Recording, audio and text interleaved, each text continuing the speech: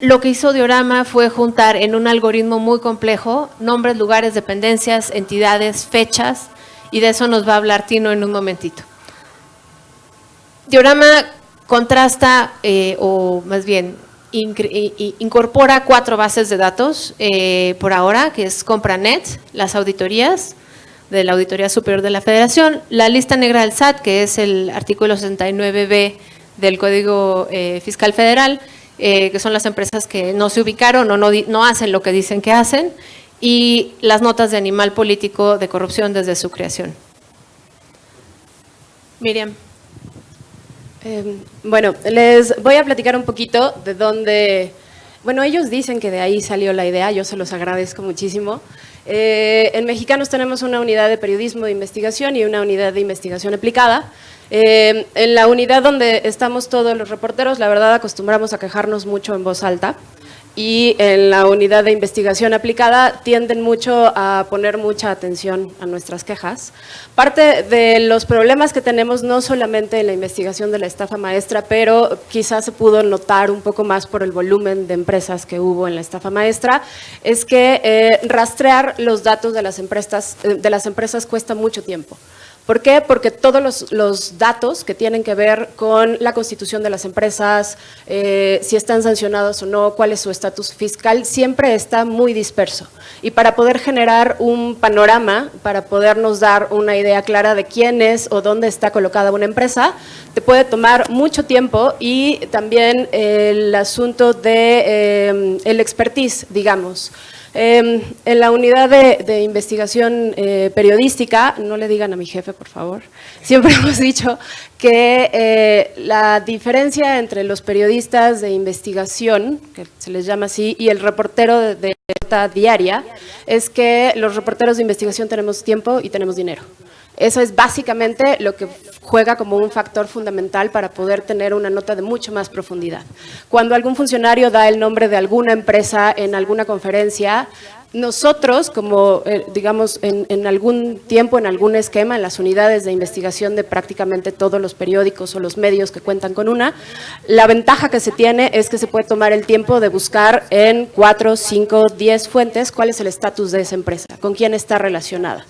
Y la diferencia de un reportero de la nota diaria es que no tiene el tiempo de hacer eso. Entonces, afortunadamente, los chicos de investigación aplicada y luego en conjunto con nuestros geniecitos de programación, nos ayudaron a que al menos un panorama o una fotografía instantánea de los datos de una empresa puedan aparecer en un solo clic o en una búsqueda.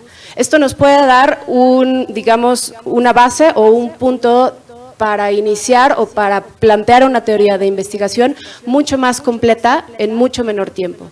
Y eso puede fortalecer tanto las notas que se publican día a día, lo cual yo creo que es una de las grandes virtudes, y siempre he festejado mucho el desarrollo de esta aplicación, porque tener un piso, un escalón más alto del que normalmente tenemos, y el dejar de tener que estar rascando en cada una de las fuentes de información y tener algo que nos pueda concentrar esa información, es una ventaja muchísimo, que nos puede aportar muchísimo valor al periodismo en general, a todo el ejercicio de todos los compañeros. Esta fotografía es… todos, me parece que ahí no falta nadie, los que intervenimos en la elaboración del reportaje de la estafa maestra. Somos muchos porque es muchísima información que tenía que ser contrastada, que tenía que ser verificada, y buena parte del trabajo que se hizo, del trabajo de escritorio y del trabajo mecánico que se hizo, digamos, podemos mejorarlo o podemos hacerlo mucho más fácil con esta herramienta. Esa es la intención. Mejorar los tiempos, optimizar los tiempos para que la atención de los investigadores o de los reporteros pueda centrarse en otras cosas, que ayude a buscar otro tipo de conexiones y otro tipo de relaciones que no sean las características de la empresa, que eso pueda visualizarse mucho más fácil. Me encantaría decirles que esto podría hacer mucho más fácil muchas estafas, pero algo que al menos de mi parte, probablemente Sofía me va a regañar, pero siempre, algo que tenemos que tener muy claro es que en esta herramienta es indispensable el valor humano. hay muchos falsos positivos, hay algunos resultados que tienen que ser analizados con mucho cuidado, pero el piso o el escalón desde donde vamos a partir yo creo que es un avance maravilloso. Sin duda. De hecho, Tino y yo hemos hablado que siempre es un problema humano. Al final, o las bases de datos no están completas, o sea, la tecnología existe, pero sin el expertise, por ejemplo, la inspiración que nos diste para empezar a pensar en esto, y después un trabajo colaborativo que hicimos en Mecate, donde juntamos varias personas que se dedican a esto, entendimos que el problema era un tema de formatos, ¿no? Empezamos a ver que la discusión se perdía en que, oye, ¿y es un JSON? No, pues es un CSV, no, pues, y ya era una confusión enorme, y nosotros nos volteamos a ver como diciendo, pues quiten los formatos. O sea, literal, esa era la solución más eficiente. Y lo que van a ver en Diorama, que me da mucha envidia porque lo van a presentar Juan Manuel, pero básicamente ustedes, sí, porque yo quisiera ya enseñarles, pero piensen ustedes en las 4 bases de datos que mostró Sofi. Si pueden, métanse, se van a tener que registrar. Y si yo les digo, a ver, denme la lista negra del SAT, buena suerte, ¿no? Para encontrar estas empresas. O sea, les va a llevar tiempo, les va a llevar, como decía Miriam, expertise también. Ok, ya la encontraste, ¿ahora qué? ¿Te la vas a bajar a tu computadora y qué vas a hacer con eso? Entonces, estamos en el dilema de si un reportero, un periodista, tiene que saber de ciencia de datos o nos juntamos en un equipo, trabajamos juntos, científicos de datos que son expertos en eso y personas que conocen muy bien la problemática como ustedes. Y lo que dice Miriam también es muy importante. Sin el expertise de Mexicanos contra la Corrupción, los algoritmos son muy tontos. Es decir, los algoritmos necesitan esta información e investigación para que funcionen.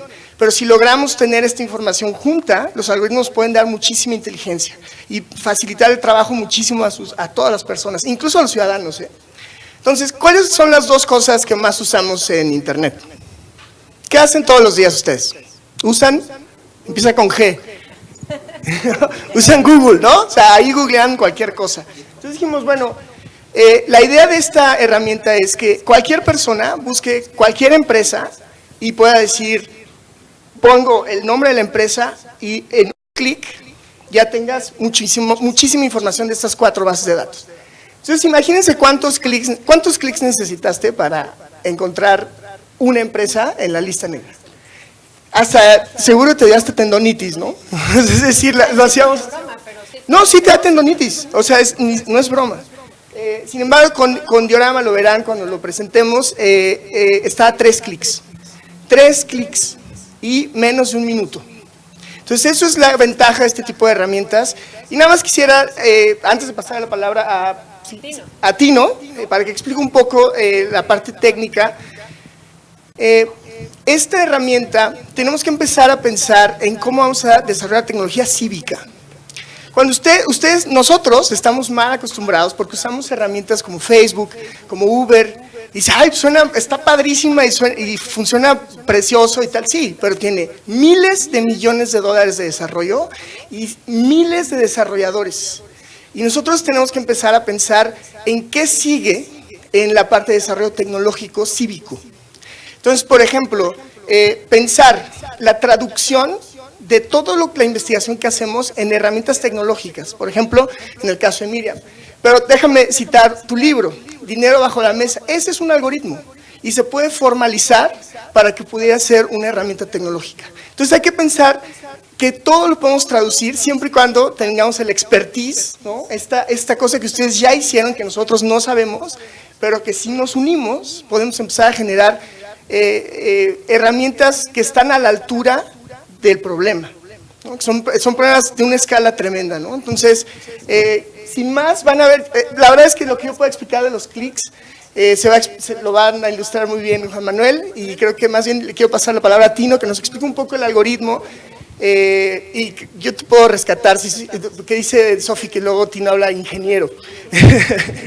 Antes de que Tino empiece, nada más quiero sí reconocer que aquí hay muchísimo talento y millones de pesos de talento que no hemos pagado en dinero. O sea, aquí hay un valor agregado que no se está traduciendo en pesos y centavos, pero que sí está en la cabeza de Tino, en las búsquedas de Miriam, en el corazón de Edgar, que ha juntado al equipo, y en el amor de Panda, que 2 trabajos después sigue involucrado con la herramienta. Tino, gracias. Gracias. Pues yo soy Faustino, soy parte del equipo de desarrollo de Diorama, desarrollo técnico, digamos, más en las piedras, más en meterse a las bases de datos, hacer las conexiones a las fuentes, crear los algoritmos que hacen que Diorama pueda indexar o hacer la unión de estas diferentes fuentes. Y este es un esfuerzo tecnológico que ahorita les escuché las palabras, que el primero es dispersión, ¿no? Esa es como la problemática que pues al ser datos de gobierno, pues el gobierno no tiene una estructura unificada de concentrar la información. Entonces, pues entre las diferentes dependencias está dispersada la información. Entonces es una problemática que pues pareciera que así funciona, ¿no? Que cada quien tiene que liberar su propia información. Entonces es un problema para hacer este tipo de investigaciones y pues la problemática es la dispersión, que después vienen otras cosas como formatos, conexión a internet, si está disponible, cada cuando se actualiza. O sea, es un montón de pequeños problemas, pero digamos que el más fuerte es la dispersión y que la información no está unificada. Entonces el problema es la dispersión y otra palabra que escuché es herramienta. Entonces Diorama es una herramienta, no es digamos, no nos va a dar la solución a la problemática, pero es una herramienta que, como dijo Miriam, te permite partir de una base, ya no partes desde abajo, sino que ya tienes un baseline que te ayuda ya a crear, pues, a seguir el estudio, el análisis, y pues esa es la idea de Diorama, que sea una herramienta. Y ya por último, la información, que es diferente a datos, algo que hemos hablado siempre. Los datos son como bloquecitos de Lego, y la información ya son estructuras, ya son cosas más complejas, que aquí es donde entra otra palabra que escuchamos ahorita, que es humano. Entonces ya aquí es donde el humano ya se ayuda de estas estructuras y ya puede tomar las decisiones o seguir con otras investigaciones o retroceder a Diorama y hacer otras búsquedas, etcétera. Entonces ya es donde digamos, el humano ya empieza a hacer su parte, ¿no? Compleja, que es muy importante, y simplemente Diorama es una herramienta que ayuda a ese tipo de investigaciones. Entonces, esa es la parte que Sofi me dijo, no hables ingeniero. Yo no voy a hablar ingeniero, y al final pues sí hablo ingeniero. Sí hablo ingeniero. Pero la idea es que son tres cosas. Son documentos es la lista negra, los contratos, las notas, todos son documentos. Es una generalización de muchas cosas, es información, son datos, documentos, es como tener una base de datos centralizada. Pero la idea o la complejidad es que los documentos entre sí no están ligados, porque cada quien tiene una forma de cómo clasificar las entidades, que para nosotros una entidad es una empresa, una persona, una ciudad, etcétera. Es una generalización de muchas cosas. Entonces las entidades son estas cosas que normalmente pues el humano las reconoce por los nombres que vienen en los documentos, pero detrás hay otros esfuerzos también que también serían importantes, empezar a clasificar estas entidades a través de claves, que pues la más fácil es utilizar el RFC, pero no en todos los documentos vienen los RFC. Entonces ahí es donde está una de las problemáticas y donde intentamos hacer algoritmos para que puedan cruzarse estas fuentes, y pues a través de algoritmos de inteligencia artificial logramos extraer estas entidades de notas periodísticas que no vienen explícitamente las entidades organizadas, sino que viene disperso en el texto. Entonces un algoritmo se encarga de extraer estas entidades y ya hace que el grafo de atrás que se veía ahí es como el índice, entonces ya nos permite buscar más rápido las cosas. Entonces es la analogía que decía Edgar, que no buscamos sobre todos los textos, sino hacemos una extracción de la carnita, palabras de Edgar. Sí, para que sea muy intelectual. Pero lo que hace Diorama también muy bien es que indexa la información. ¿Qué quiere decir eso? Cuando ustedes buscan en Google, Google no va y busca en todo Internet, sino buscan información que está indexada. Por eso ustedes buscan algo y en un segundo ya tienen muchísima información. Diorama hace lo mismo. O sea, Diorama primero hace un modeling topic de los textos y ahí ya indexa la información que es relevante para ustedes. Y una vez teniendo la información relevante, las búsquedas son muy ágiles y se puede hacer muy rápido. Van a ver cuánto se va a tardar Diorama. Espero que no nos truene como siempre, ¿no? En las presentaciones siempre algo sale mal. No tenemos pero vamos a tener todos los dedos. No tenemos el servidor de Google, entonces. No tenemos el servidor de Google, sí. Y esta es una herramienta que se hace un preproceso a las notas periodísticas para no indexar todas las notas que pueden ser de diferentes tópicos, de diferentes temas. Entonces, enfocarse en temas relevantes a Diorama, que en este caso son notas de corrupción. Entonces, aquí el algoritmo en esta imagen pueden ver que, por ejemplo, lo verde pueden ser notas específicas de corrupción. Entonces, lo demás se discrimina y solo nos enfocamos en ciertos tópicos, que eso es también interesante y es parte del desarrollo, de la parte innovadora de Diorama, que utiliza algoritmos de inteligencia artificial para hacer esa clasificación de las notas, que ya por sí solo ese tipo de aplicaciones son bastante interesantes. Bueno, pues entremos en materia. Corródete de la envidia, Edgar. Sí, la verdad es que sí me dio envidia. Pues nada más agregar a todo lo que se ha dicho, que justo los límites de esta herramienta son el factor humano. Nuestro sueño es que alguien, por ejemplo, del Hoy de Tabasco, pudiera utilizar esta herramienta para poder vigilar a los empresarios que construyen presas y diques, ¿no? O que algún periodista en Ciudad Juárez pudiera ahorrarse tiempo y dedicarlo a lo que, digamos, a una tarea mucho más sustanciosa, que es encontrar información, encontrar evidencia, y que no pierda el tiempo en Excel durante varias horas encontrando posibles relaciones. Dicho esto, lo que queremos decir es que al final Diorama lo que busca es encontrar patrones. Esta herramienta busca un cierto tipo de patrones que pueden ser útiles a la investigación, ¿no? Entonces vamos a buscar un patrón muy sencillo que hemos encontrado. No está aquí Gina, pero si nos está oyendo en algún lado de sus vacaciones nos va. Miren, ahí está la barrita de Google, perdón, pero... O sea, otra vez, esta es la herramienta, exacto, llegan aquí, fíjense en los clics, para que no les echen mentiras. Tienes un clic, buscar, después una barrita, como Google, que es lo que todos usamos todos los días. Vamos a buscar una empresa llamada Baumaschinen, la máquina de las flores. Y entonces vamos a ver qué es lo que encuentra Diorama con Baumaschinen. Pues Baumaschinen primero nos presenta un reporte de reportes. Aparece en una ocasión en los patrones que encontramos. Van 2 clics. Tiene 14 contratos, no tiene ninguna nota de animal político, no tiene ninguna auditoría, pero aparece, tiene un registro en la lista negra del SAT. Si le damos clic, va a aparecer el reporte completo, que nos va a dar otra vez esta información y nos va a dar por una gráfica muy sencilla de barras. Nótese que no estamos usando PICE todavía, pero aquí es como una serie de contratos que ha tenido. En azul se representa aquellos contratos donde participó concursó como licitante, y ese contrato verde es el único contrato que ganó esta empresa, ¿no? O sea, de entrada aquí, bueno, gracias al olfato de Miriam, pudimos identificar que aquí había un patrón extraño, como que esta empresa compite en contratos que son de 14 millones, 17 millones, 13 millones, y el único que gana es de 2 millones, y siendo así, sigue participando en más grandes, ¿no? Esa línea punteada indica el momento en el que ha sido calificada como presunta empresa fantasma o incumplida del 69B del Código Fiscal Federal. En ese momento gana el contrato y sigue participando hasta que finalmente ya la atrapan y la declaran oficialmente una empresa fantasma. Definitivamente. Publicada en el DOF, ¿no? La primera línea es cuando la publican en la página web y la segunda es cuando sale en el diario oficial de la Federación.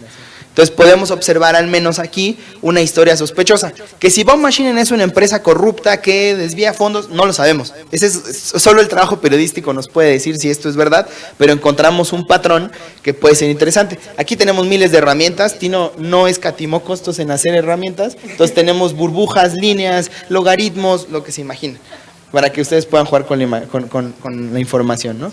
Ahí está la barra donde pueden ver uno o varios contratos, donde pueden restringir el espacio del tiempo. Parte de estas, muchas de estas salieron de la imaginación del equipo de Antena Labs. Otra gran parte surgió de los ejercicios que hicimos gracias a las ágoras del TEC de Monterrey con diversos expertos y expertas en varias materias que nos dieron un montón de sugerencias muy valiosas para mejorar la experiencia de usuario y usuaria y para mejorar también la interfaz gráfica, ¿no? Perdón, Panda, nada más una cosa. Obtener nosotros, digamos como periodistas, esto nos puede tomar entre 6 y 8 horas, dependiendo si solamente estás enfocado a eso, si tienes claro el nombre, la entidad, es decir, tan solo lograr la gráfica de cuántos contratos se tienen y cuándo los ganó y efectivamente cuántos se le fueron asignados, es un proceso que a nosotros normalmente nos toma mucho tiempo. Quiero hacer como mucho énfasis que al menos esta línea nos da de saque, ver si vale la pena investigar a una, digamos, si hubiésemos hecho la búsqueda aparte, hubiéramos visto que la empresa ganó un contrato de 2.3 millones y probablemente hubiésemos desechado la investigación de la empresa, porque no parecía importante.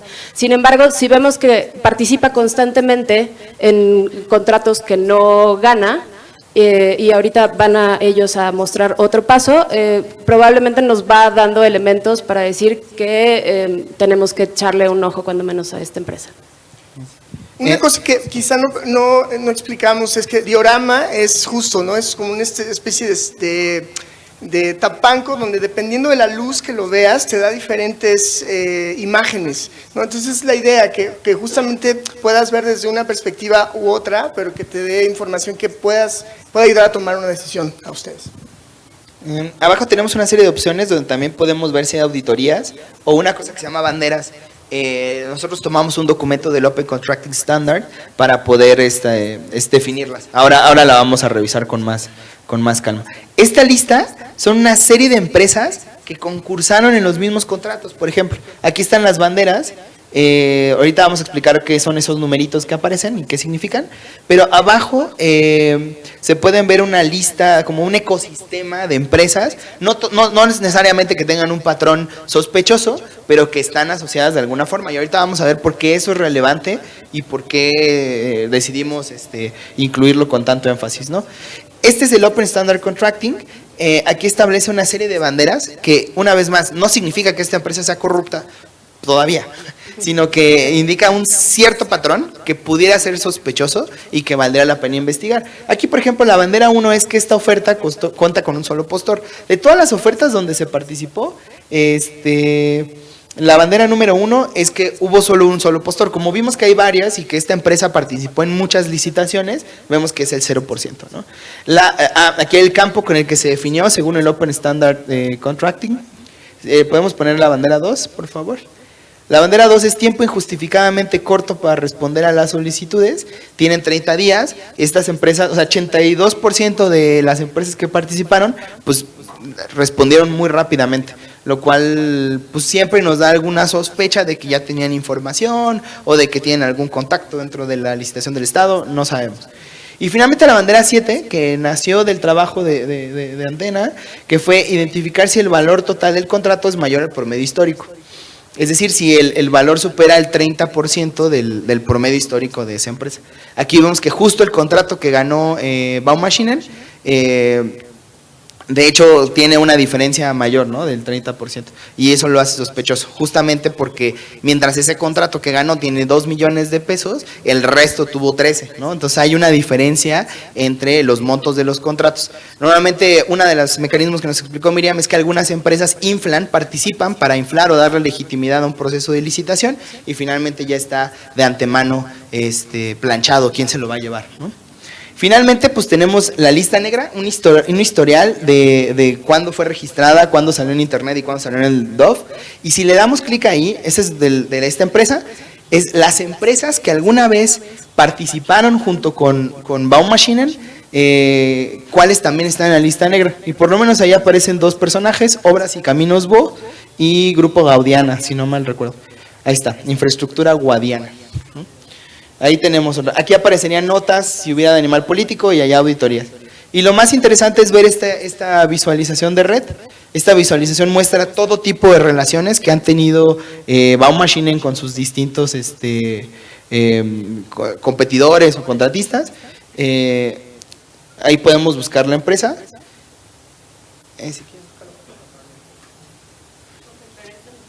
Sí, es así. Entonces, aquí tenemos Baumaschinen y todos los contratos en los que participó como participante en la licitación, ¿no? Solamente hay uno que tiene el supplier, que es el que ganó finalmente, ¿no? Ahí está Grupo Construcción e Infraestructura Gaudiana. Y ahí aparece. Ahí está, es roja. Es que como que se Lo puedes mover. juega con la bolita roja. Lo puedes mover. Ajá. Ah, ¿solo se puso Gaudiana? Bueno. Ahí está otra vez todo. Hay mucho.